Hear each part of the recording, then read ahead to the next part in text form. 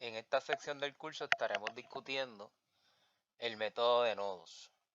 El método de nodos aquí en circuitos de corriente alterna es lo mismo que en circuitos de corriente directa. Así que ahí en términos del método no cambia nada. De nuevo, como pasó en el método de malla, aquí pues estaremos trabajando con fasores. Así que esa es la única diferencia entre método de nodos y malla en circuitos de corriente alterna versus método de nodos y mallas en circuitos de corriente directa. Así que vamos a repasar algunos pasos que nosotros hacíamos cuando resolvíamos circuitos por medio del método de nodos. Lo primero es identificar los nodos del circuito, ¿verdad? Hay que recordar que los nodos son estos puntos de unión entre varias ramas, ¿verdad? Se dice que dos o más ramas hacen un nodo. Así que voy a identificar esos nodos primero.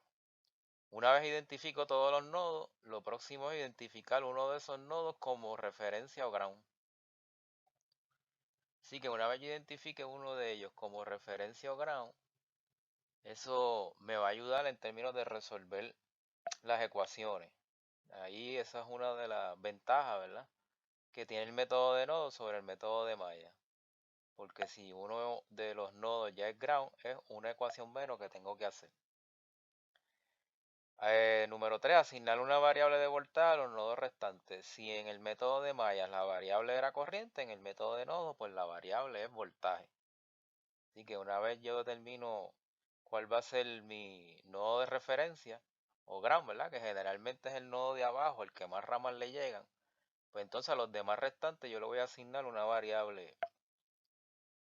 de voltaje, ¿verdad?, que puede ser V1, V2, etcétera, ¿verdad? Todo depende de cuántos nodos me queden. 4, hacer la ecuación de KCL en los nodos con variables, pero en términos de los voltajes. O sea que si en método de malla se hacía KVL, en términos de las corrientes, aquí se va a hacer KCL, suma de corriente en un nodo, pero en términos de los voltajes. Esto es que se va a representar la ecuación como un voltaje entre una resistencia, V entre R, ¿verdad? No va a ser I1 más I2 menos I3, eso no va a ocurrir aquí en el método de nodos. Va a ser voltaje entre resistencia todo el tiempo, porque lo que me interesa a mí es despejar por ese voltaje de nodo. Esa es la variable que nos interesa. Y finalmente, resolver las ecuaciones utilizando cualquiera de los métodos que uno conozca, determinantes, matrices, ecuaciones simultáneas, etc. Así que para repasar el método, vamos a hacer un problema como este. Dice, para el siguiente circuito determine el voltaje V1 y la corriente I. O I1, ¿verdad? Vamos a ponerle I entonces. La corriente I. Así que tengo ese circuito aplicando las reglas que acabamos de ver, ¿verdad? Los pasos. Pues lo primero es identificar los nodos. Aquí arriba tengo un nodo.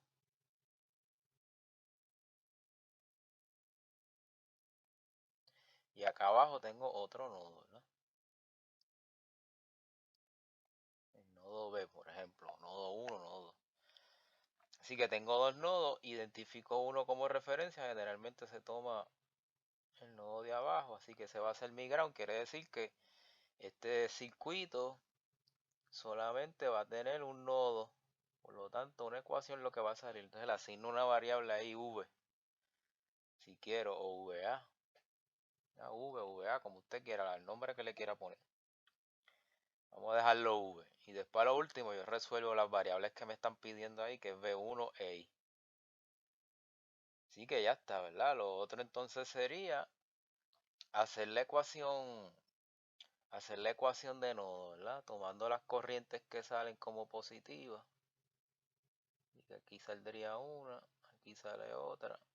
Y la que sale del nodo del nodo hacia la resistencia de 4 ohmios para el ground, ¿verdad? Y tengo esas tres corrientes que son las que van a determinar mi ecuación de nodo. Así que recordando el método, pues entonces sería cuando haga la ecuación, si quiero esta primera corriente, sería el voltaje del nodo menos el voltaje que me encuentro entre la resistencia que está entre medio, que ahora en AC sería entre la impedancia que está entre medio, ¿verdad? Así que sería V menos 2 entre J2, esa corriente que sale hacia el ground, ¿verdad? Y esta del nodo de la rama central sería V menos 0, porque llegaría aquí a referencia que tiene 0 voltios entre la resistencia que está entre medio, que es 4. Y luego la última rama sería V menos 6 entre menos J1, ¿verdad? Así que esas serían las tres corrientes, ¿verdad? Que complementan mi ecuación de nodo. Así que vamos a verla, ¿verdad? Ecuación de nodo, de nuevo tomando, en mi caso, ¿verdad? Yo siempre tomo las corrientes que salen como positivas.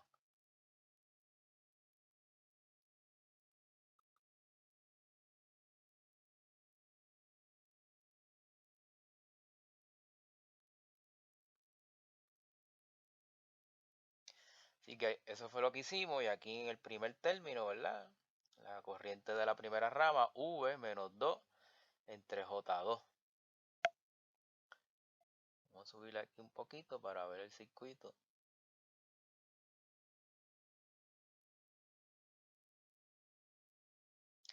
La segunda que baja, V menos 0 entre 4, porque llega al ground, no hay fuente.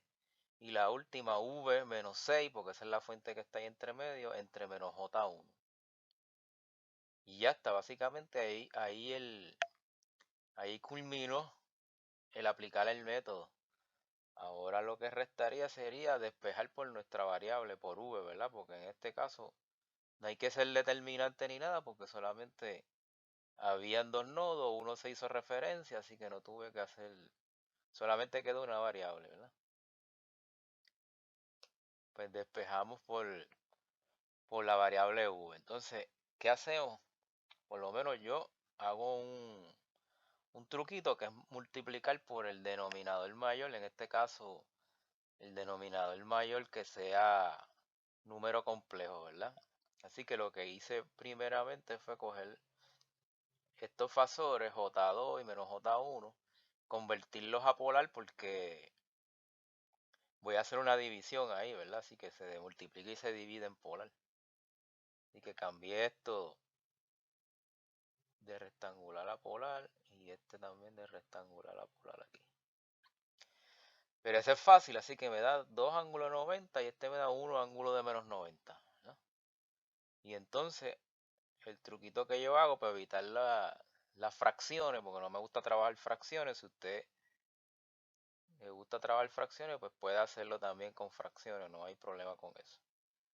Pero yo multiplico entonces por el fasor mayor, que en este caso es 2 ángulos de 90, toda la ecuación, ¿verdad? Así que eso sería el primer término por 2 ángulos de 90, el segundo término por 2 ángulos de 90 y el tercer término por 2 ángulos de 90. Así que cuando hago eso, esta primera se me simplifica porque se canceló 2 ángulos de 90 y me quedó 2, V menos 2. Así que se liberó eso ahí.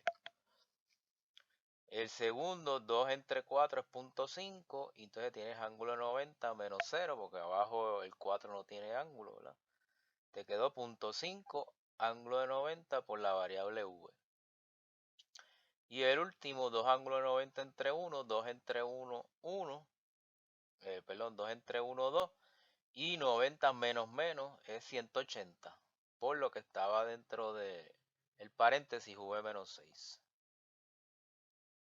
Y entonces, si uno va a la calculadora, ¿verdad? Entonces aquí estos primeros dos términos se quedan igual. Acá en el último tengo que expandir un poquito más. Si pone dos ángulos de 180, ángulo de 180, pues en trigonometría es negativo 1. Así que tendría negativo 1 por 2 menos 2. Si lo pone así mismo, dos ángulos de 180, en la calculadora ya le da el negativo 2. Así que hay que multiplicar negativo 2 por todo esto, V menos 6. Menos 2 por V me da menos 2V y 6 por 2, positivo 12, ¿verdad? Así que ya una vez tengo eso ahí, voy a sumar todos los V. Aquí tengo un V y menos 2V va a dar negativo 1V. Y en términos imaginarios, J.5V, ¿verdad? Que es este. Y en términos constantes tengo menos 2 más 12. Eso me da positivo 10 que pasa para el otro lado como negativo 10. Así que ya ahí arreglé todo en términos de la V, ¿verdad? Estoy despejando para V, así que aquí saco el factor común que es la V y me queda menos 1 más J.5. Ese es el factor que queda ahí. Así que voy a dividir a ambos lados para dejar la V sola entre menos 1 más J5. Eso lo cancela aquí y me queda menos 10 entre menos 1 más J5. Obviamente este menos 1 más J5, como hay una división, hay que cambiarlo de rectangular a polar. Así que hacemos eso y nos da 1.12 ángulo de 153.43 menos 10 entre ese valor me da 8.94 ángulo de 26.57. Este es el voltaje del nodo, lo que estaba buscando.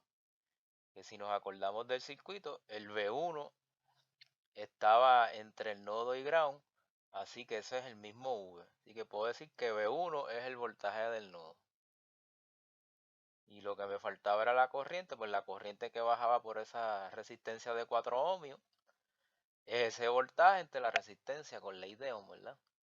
8.94 ángulo de 26.57 entre 4. Y eso me da 2.24 amperes, ángulo de 26.57 grados. Así que con esto terminamos este ejemplo de el método de nodos.